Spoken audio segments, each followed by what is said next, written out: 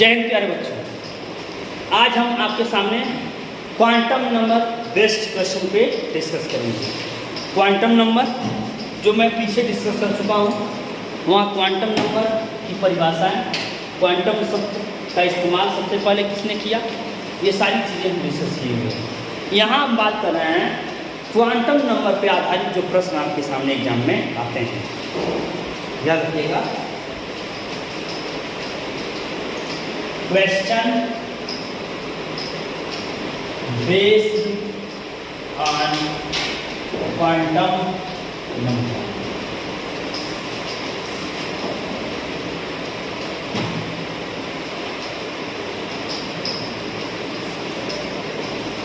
पहले कुछ चीजों को यहाँ ध्यान दीजिएगा। n का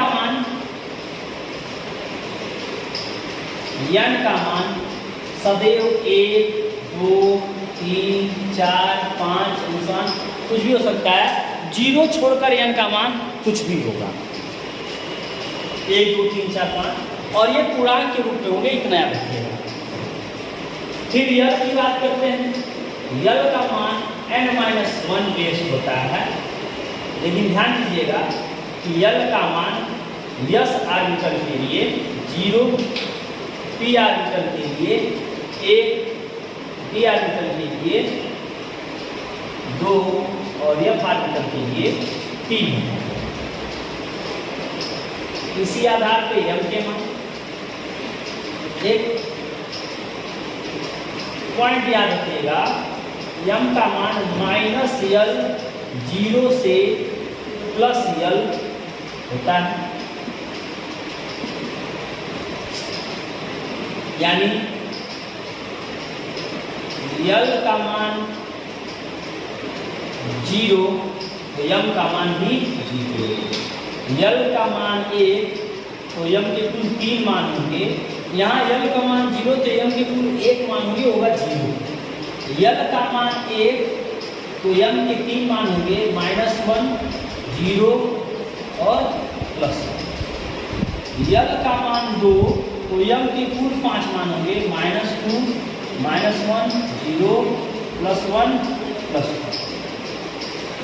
और यल का मान 3 तो m के कुल 7 मान होंगे।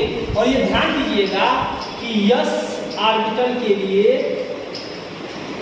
l बराबर 0, p के लिए l बराबर 1, d के लिए l बराबर 2 और f के लिए l बराबर 3। तो ये 3 तो -3, -2, -1, 0, +1, +2, +3।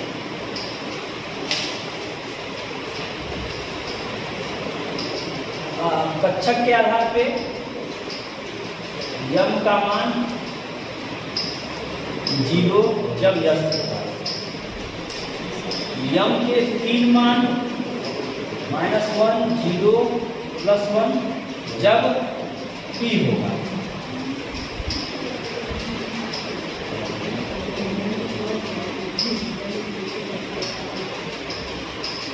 -2, -1, 0, +1, +2 जब d होगा। और ये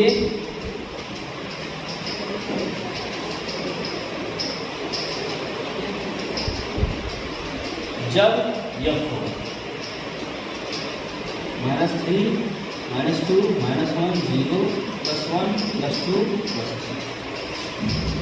आइए कुछ प्रश्नों को यहाँ ध्यान दिया जाए। अगर आपसे पूछ दे क्वेश्चन कि फास्फोरस 15 के सभी इलेक्ट्रॉनों की क्वांटम संख्या क्या है, फास्फोरस के सभी इलेक्ट्रॉनों की क्वांटम संख्या क्या होगी। ध्यान दीजिएगा,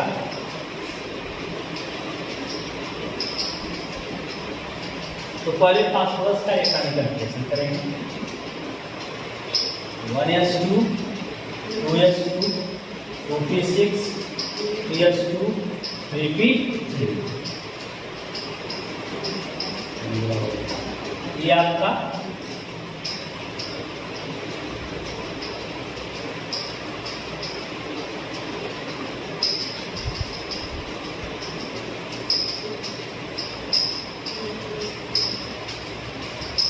एक दो तीन पाँच छः ये आगे की संख्या ध्यान दीजिएगा। एक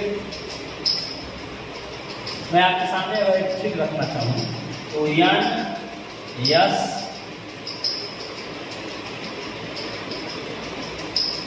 यन यस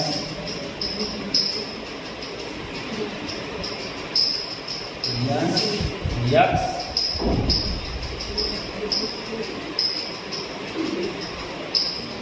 यन कोषों की संख्या को बताएगा। यहाँ एक्स जो होगा वो आर्बिटल होंगे और आर्बिटल जो होगा वो यल की वैल्यू बताएगा, यन कोष को बताएगा। और यहाँ जो होगा एक से लेकर 14 ये इलेक्ट्रॉन होंगे जो यस में 1 और 2 होंगे, यस में अधिक से अधिक 2, पी में 6, डी में 10 और एफ में 2। यानी हम यूँ कह रहे हैं कि अगर एक आपके सामने एग्जाम्पल 3D5 है तो यहाँ 3 जो है एन का मान है, डी यल का मान बताएगा 2 और 5 जो है वो इलेक्ट्रॉनों की संख्या बताएगा कि डी आर्बिटल में 5 इलेक्ट्रॉन कैसे भरे हुए और 5 इलेक्ट्रॉन प्राय क्रमशः मूल के नियम से एक एक करके क्लॉकवाइज भरे होंगे। अयुग्मित इलेक्ट्रॉन यहाँ पे सारे के सारे इलेक्ट्रॉन होंगे अनपेयर्ड होंगे, युग्म में कोई नहीं होगा। अब आइए प्रश्न पे ध्यान दिया जाए। प्रश्न है फास्फोरस के सभी इलेक्ट्रॉनों की क्वांटम संख्या ज्ञात करें। तो ध्यान दीजिएगा यन का मान, यल का मान, यम और यस। यन जो है प्रिंसिपल क्वांटम नंबर, एल जो है एजीमुथल क्वांटम नंबर है, यम जो है मैग्नेटिक क्वांटम नंबर है और यस जो है स्पिन क्वांटम नंबर है। यन ध्यान दीजिएगा यहाँ जो आयु की संख्या है ना वो यन का मान है। यहाँ क्या होगा 1, यहाँ क्या होगा 2, यहाँ क्या होगा 2, यहाँ क्या होगा 3 और यहाँ क्या होगा। ये आपके यन के मान निकल गए। यल के मान आइए, यस आर्बिटल है तो 0, फिर यस है तो 0, पी है तो 1, फिर यस है तो 0, फिर पी है तो। अब जब हमें पता चल गया यल का मान तो यम का मान भी -L 0 to +L फॉर्मूले से यहाँ पे आपका यल का मान 0 तो यम का भी मान 0 0, यल का मान 1 तो यम के कितने मान 3, -1 0 +1, फिर यहाँ 0, फिर -1 0 +1। अब यस के मान देख लीजिए। इलेक्ट्रॉन का हम भराव देखते हैं। इलेक्ट्रॉन अगर क्लॉकवाइज डायरेक्शन में है तो यस की वैल्यू +1/2 होगी और एंटी क्लॉक डायरेक्शन में है तो -1/2। एक इलेक्ट्रॉन +1/2 रिप्रेजेंट करेगा और एक -1/2। एक क्लॉकवाइज डायरेक्शन में है, एक घड़ी की सुई या जिसे हम बोलते हैं क्लॉकवाइज और एक को बोलते हैं एंटी क्लॉक, घड़ी की विपरीत सुई की विपरीत दिशा में बात की जाती है। यहाँ पे इस बात को ध्यान दीजिएगा कि यहाँ 2 इलेक्ट्रॉन हैं, एक इलेक्ट्रॉन क्लॉकवाइज और एक एंटी क्लॉक। तो क्लॉकवाइज के लिए लिखा जाता है +1/2 और एंटी क्लॉकवाइज के लिए -1/2। या आप इसे दोनों को एक साथ लिख सकते हैं +-1/2। यही स्थिति यहाँ पे भी है, उसके लिए भी +-1/2। यहाँ कितने हैं 3 +1/2 और 3 -1/2 तो लिख सकते हैं 3 +-1/2। यहाँ +-1/2 और यहाँ 3 इलेक्ट्रॉन क्लॉकवाइज के एंटी क्लॉक, तीनों की तीनों क्लॉकवाइज हैं तो यहाँ होगा 3 +1/2। ये याद रखिएगा।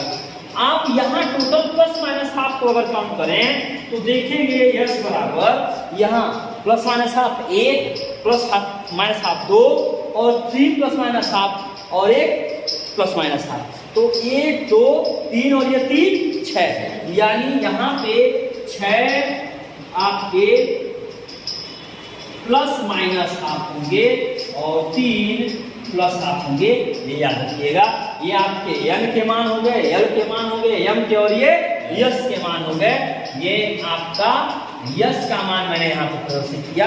इसी तरह अगर मान लीजिए दे दे तत्व नाइट्रोजन और लिख दे nitrogen 7 electronic conjugation 1s2 2s2 2p3, तो ये इसके लिए ध्यान दीजिएगा कि यस में ये दो होंगे, इस यस में भी ये दो होंगे, और पी में ये 3 इलेक्ट्रॉन कक्षा ऐसे भरे जाएंगे।